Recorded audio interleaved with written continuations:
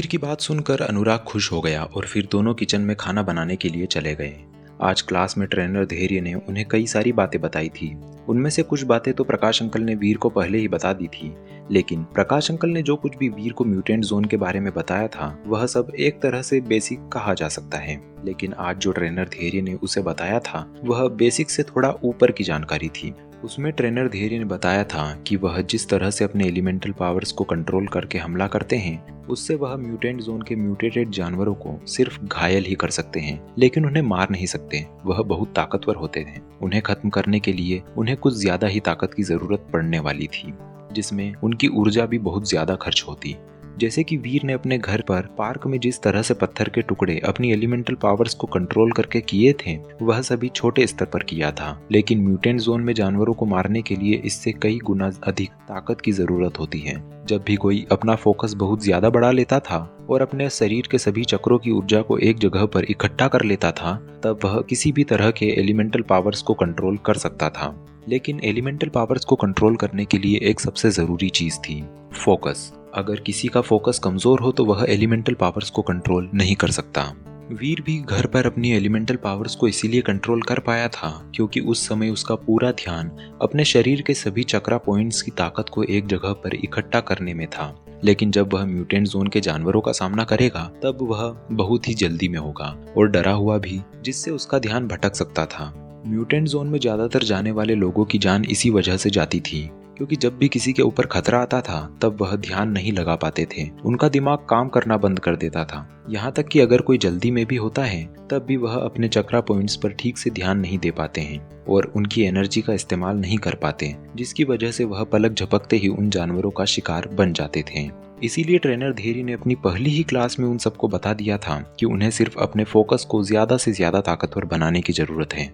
उनका फोकस जितना ज्यादा पावरफुल होगा उतने ही ज्यादा अच्छे से वह अपने चक्रा पॉइंट्स की एनर्जी को और भी ज्यादा ताकत के साथ इस्तेमाल कर सकते थे।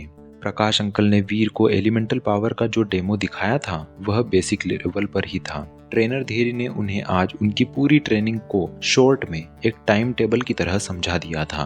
उन्हें अभी शुरुआत में फोकस और ध्यान लगाने की ही प्रैक्टिस करनी थी, जिसके बाद उन्हें कुछ एग्जाम्स देनी होंगी। इस एग्जाम में कुछ लिखना नहीं होता था, इसमें सब कुछ प्रैक्टिकल होता था, जिसमें उन सब का आपस में कंपटीशन करवाया जाता ताकि उन सब की ताकत को जाना जा सके। एक लिमिट से ज्यादा ताकत पाने के बाद वह उनको पास कर देते और उनको बैटल वॉरियर्स का एक बैच दे दिया जाता। एक बार वह एग्जाम में पास हो जाते तो फिर उसके बाद उन लोगों को टीम्स में बांट दिया जाता, जिनमें से हर एक टीम को अलग अलग मिशंस दिए जाते थे। उन्हें यह मिशंस म्यूटेंट जोन से बाहर के बॉर्डर से लगे हुए रिहायशी इलाकों में दिए जाते थे। जहां पर भी म्यूटेटेड जानवरों के भागकर रिहायशी इलाकों में आने की खबर आती थी वहां पर जान माल का नुकसान ना हो, इसलिए उनको वहां पर मिशंस दिए जाते थे। क्योंकि म्यूटेंट जोन से बाहर आने वाले ज्यादातर जानवर बाकी असली जानवरों के मुकाबले बहुत ही ज्यादा कमजोर होते थे, इस कारण से नए स्टूडेंट्स की ट्रेनिंग भी अच्छे से हो जाती थी। यह एक तरह से प्रैक्टिकल ट्रेनिंग ही होती थी, जिनमें उन्हें इन जानवरों से कैसे लड़ना है इस बात का एक्सपीरियंस मिल जाता था। करीब आधे घंटे बाद वीर और अनुराग खाना बनाकर किचन से निकले और खाना खाकर दोनों मेडिटेट करने के लिए बैठ गए। वह कुछ उसी तरह से मेडिटेट कर रहे थे जैसा कि उन्हें ट्रेनर धैर्य ने बताया था।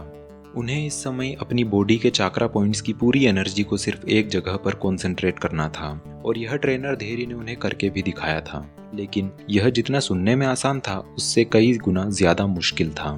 ट्रेनर ने अपने विंड एलिमेंट को एक जगह पर कंसंट्रेट किया था। जब उन्होंने ऐसा किया था तब उनके हाथों के चारों ओर सफेद रंग की एक रिंग बन गई थी, जिसमें हवा के कई सारे बवंडर घूम रहे थे। यह रिंग हर एलिमेंट के लिए अलग अलग होती थी। जब कोई भी अपना कंसंट्रेशन लेवल एक हद से ज्यादा बढ़ा लेता था तब जाकर वह इन रिंग्स को बनाने में सफल हो पाता था और यही रिंग्स उनकी एलिमेंटल पावर्स को अगले स्तर पर इस्तेमाल करने में मदद करती थी। जब तक वह यह रिंग्स नहीं बना लेते थे तब तक वह अपनी एलिमेंटल पावर्स का ठीक से इस्तेमाल नहीं कर सकते थे। वीर और अनुराग भी अभी यही करने की कोशिश कर रहे थे, लेकिन लाख चाहने के बाद भी वह ऐसा नहीं कर पा रहे थे। यह करने के लिए समय चाहिए होता था, कई दिनों का समय। लेकिन वीर और अनुराग दोनों ऐसे प्राणी थे जिन्होंने पेशेंस नाम का शब्द ही नहीं सुना था। उनसे कभी सब्र ही नहीं होता था। अनुराग ने बार बार चाक्रा पॉइंट्स की एनर्जी पर ठीक से कंसंट्रेट ना कर पाने के कारण अपना सर ही पकड़ लिया था और वह वीर से बोला, यार यह कितना मुश्किल काम है, आखिर ट्रेनर धैर्य ने यह करने के लिए हमें क्यों बोला है? इस पर वीर ने कहा, अगर हमें म्यूटेंट जोन में जाना है तो यह तो करना ही पड़ेगा, इसमें हम कुछ नहीं कर सकते। तभी अनुराग तपाक से बोल पड़ा, इसमें कोई शॉर्टकट क्यों नहीं है जिससे हम यह सब जल्दी से कर सकें?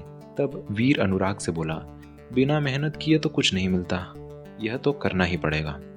इस पर अनुराग ने भी कहा, मैंने मेहनत करने से कहाँ मना किया है, मैं मेहनत कर तो रहा हूँ, लेकिन यहाँ तो कुछ हो ही नहीं रहा। वीर जानता था कि अनुराग से बहस करने का कोई मतलब नहीं, इसीलिए वह वहां से उठा और पानी पीने के लिए चला गया। कुछ देर बाद अनुराग तो हार मानकर सोने के लिए चला गया था। वीर क्योंकि अपनी एलिमेंटल पावर्स को कंट्रोल करना चाहता था और वह किसी भी कीमत पर म्यूटेंट जोन में जाना चाहता था, इसीलिए वह बिल्डिंग की छत पर जाकर मेडिटेट करने के लिए बैठ गया। तो क्या वीर एलिमेंटल रिंग बना पाएगा और इसमें कितना समय लगने वाला था? और क्या वीर उस लड़की से कभी बात भी कर पाएगा? और क्या होने वाले थे वीर के सवालों के जवाब? जानने के लिए बने रहिए मेरे साथ इस कहानी पर।